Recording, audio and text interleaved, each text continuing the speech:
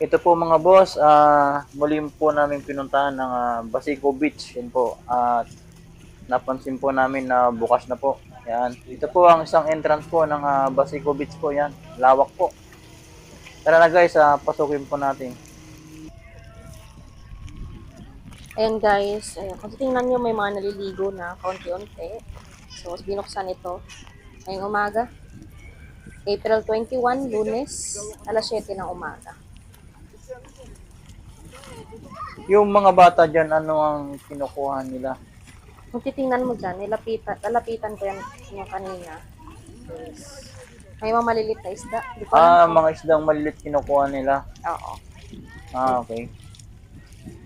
So, nakakatuwa lang. So, ibig sabihin, buhay na ecosystem ng tubig. Kasi may mga isda na. Yan naman yung mga bitak-bitak na malalaking bato. Kapag ibig sabihin pala pag nabubuhay ng isda, yung ecosystem ng tubig, okay. Malinis na. Malinis na. Bukod sa mga isda, may makikita kang lumilipad-lipad na mga maraming ipon. So, ibig sabihin, nakita sila ng makakain ng mga maisda na maliliit o malalaking isda. At ito na nga po, may nakahiga na po dito. Ang init po ng buhangin, alas 7 po ng umaga. Ito na po yung mga taga rito po na naliligo ngayon mga boss dahil sila po yung taga rito, sila po yung unang nakakaalam na bukas na pala ang Basico Beach yan po. Nakakatuwa lang kasi sa konting bagay lang ay na-enjoy ng mga kababayan natin. May lang yung pakiramdam ng init ng panahon.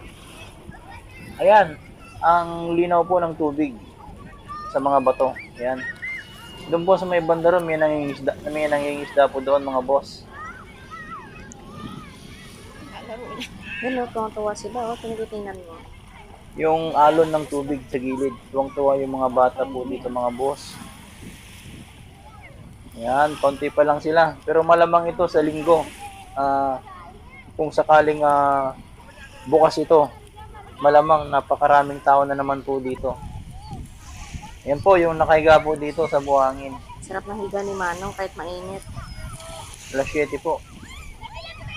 Yan po yung buhangin mga boss. Ang ganda po. At yung aso po dito, nilalamig po dito yung aso mga boss.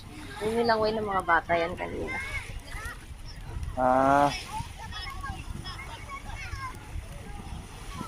Tuwang-tuwa dito yung mga bata. Pero, ay may isa din, may kasama din siyang aso.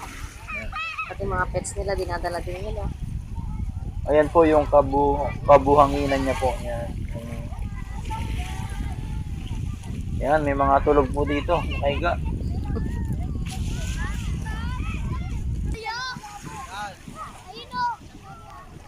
Ganito po kalinaw yung tubig po ngayon dito. Yan.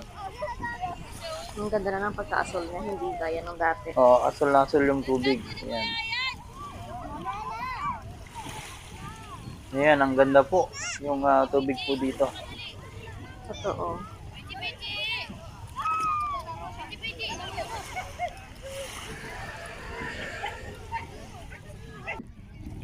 At ito nga po, may nakalagay na karatula po dito para laging malinis. Ang nakalagay, basura mong dala, iuwi mo para Ang dagat ay gumanda.